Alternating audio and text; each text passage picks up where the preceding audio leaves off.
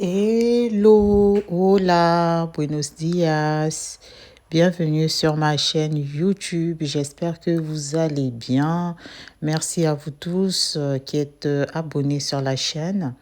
Si vous passez par là et que vous n'êtes pas encore abonné, vous avez regardé ma vidéo, vous avez aimé les thèmes que j'aborde sur ces vidéos, alors abonnez-vous, likez, commentez, partagez et merci du fond du cœur. Aujourd'hui, je voulais faire une petite nuance, voire une grande comparaison, parce qu'il y a des idées reçues sur un thème concernant la santé.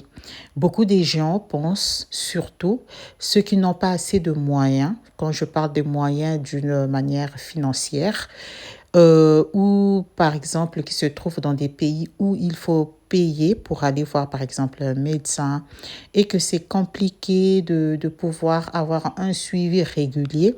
Il y a beaucoup de pays malheureusement dans le monde qui en manquent drastiquement des médecins, des infirmiers ou peut-être la qualité est tellement médiocre, les gens prennent de l'argent parce qu'il faut dire ce qu'il y en a. Et on se rend compte, beaucoup de gens, par exemple, peuvent se dire, si j'avais beaucoup d'argent, j'aurais peut-être avoir une bonne santé. Alors, cette petite nuance que je voulais faire, c'est que entre avoir une bonne santé et avoir des bons soins. C'est une très grande différence et il faut quand même en parler, pour quand même donner ce qu'on appelle la prévention sur ce point. Je vais prendre des exemples bien précis. On va prendre des femmes riches et une femme pauvre. Je vais donner des exemples. Par exemple, je vais dire Beyoncé, une grande artiste, elle a beaucoup d'argent. C'est une femme. Elle est enceinte, par exemple, des jumeaux. Et on va prendre une femme lambda, une femme du quartier, qui est aussi enceinte des jumeaux. Les deux femmes n'auront pas le même parcours de soins. Ça ne veut pas dire que ces deux femmes-là ne vont pas accoucher de la même manière. S'il faut faire la césarienne, toutes ces deux femmes vont avoir la césarienne. S'il faut faire des échographies, s'il y a des examens supplémentaires à faire, s'il y a des maladies qui peuvent se déclencher par rapport à ces deux femmes, ça sera la même chose. En tout cas, des maladies liées à la grossesse. Ça va pas dépendre parce que Beyoncé a beaucoup d'argent, il va pas avoir une telle maladie et que l'autre qui n'a pas d'argent, il va avoir une telle maladie. Ça, c'est ce qu'on appelle la santé. Et ça ne s'achète pas, ça se monnaie pas, ça n'a rien à voir avec ton compte en banque. Par contre, le parcours de soins va être très différent d'une femme riche à une femme pauvre. Une femme riche pourra, par exemple, aller voir un médecin, un médecin renommé, par exemple, qui a des machines sophistiquées pour pouvoir voir son enfant.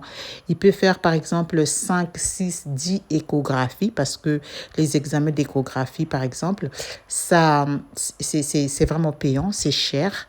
Et une femme lambda, en tout cas une femme normale, avec un parcours normal qui n'a pas une maladie, pourra faire que 3 échographies. Donc, dans chaque trimestre, il va avoir 3 échographies. Le premier trimestre pour voir comment est-ce que son enfant se positionne, est-ce que tout est dans le bon. Et le deuxième trimestre, c'est pour voir comment est-ce que ses membres, tous ses organes sont en train d'évoluer. Et le troisième trimestre, on voit déjà la position de l'enfant, que tout a été en place, il ne manque rien, il n'a pas de malformation, il n'a pas de maladie qu'on peut voir à travers les échographies.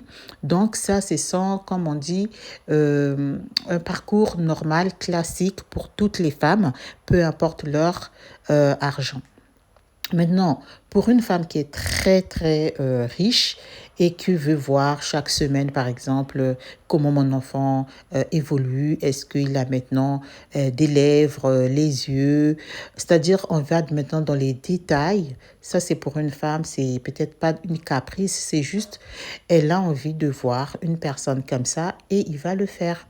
Donc ça, c'est ce qu'on appelle un parcours de soins qui est différent par rapport à tes moyens. Mais cela ne signifie pas que si tu fais ce parcours de soins, tu vas avoir peut-être le jour que tu vas accoucher, que vous allez avoir peut-être la césarienne programmée par rapport à la gémellité et que la femme Beyoncé qui a beaucoup d'argent, elle va pas avoir l'hémorragie par exemple, les complications liées à la grossesse ou à l'opération chirurgicale. Ça n'a rien à voir parce que le médecin ne peut pas en avance te dire que toi tu vas pas avoir par exemple de l'hémorragie, toi tu vas pas, tu peux faire tu peux rentrer dans le coma malheureusement parce que une femme qui va mettre au monde c'est un inconnu, c'est vraiment le médecin ne sait pas, il peut te prévenir que tu peux être en hémorragie, tu peux avoir une hémorragie,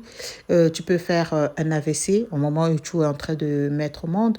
L'enfant peut faire un AVC pendant que l'enfant a été mis au monde et sans ces choses que le médecin ne pourra pas te le dire en avance. Il va te prévenir.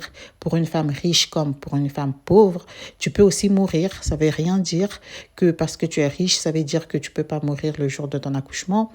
Tu peux faire un arrêt cardiaque, malheureusement.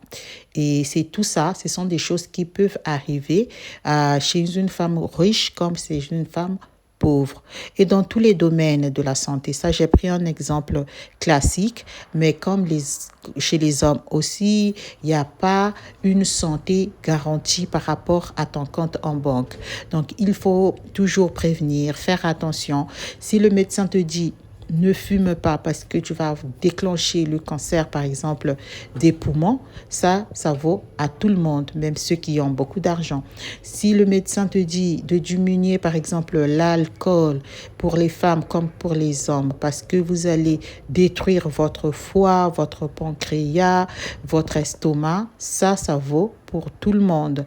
Si on vous dit protégez-vous, ne changez pas de partenaire, en tout cas sexuel, d'une manière sans prévention, ça vaut pour tout le monde.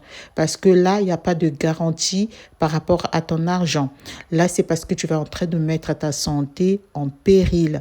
Et ça vaut pour toutes les personnes, lambda comme des personnes riches. Et si tu t'entêtes, quel que soit ton compte en banque, ben, tu vas soit rencontrer des MST, des maladies sexuellement transmissibles, et cela va percuter ta santé mentale, ta santé physique.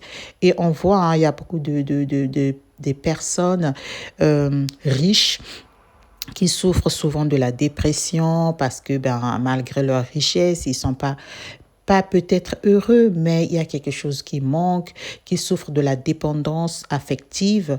Et donc, il y a des hommes et des femmes qui sont battus parce que ils ont l'argent. Il y en a, ils ont l'argent malheureusement, mais ils ont un manque. Il y a d'autres personnes qui se réfugient dans l'alcoolisme, dans le tabac, dans la drogue. Et tout cela ne va pas avantager ta santé malgré ton compte en banque, malgré ton argent, malgré ton statut social, malgré tout ce que tu vas faire, le médecin ne va jamais ne va pas faire des miracles. Sur ce, je vous fais des gros bisous. Prenez soin de vous. Merci beaucoup. Hasta luego. Muchísimas gracias. Ciao.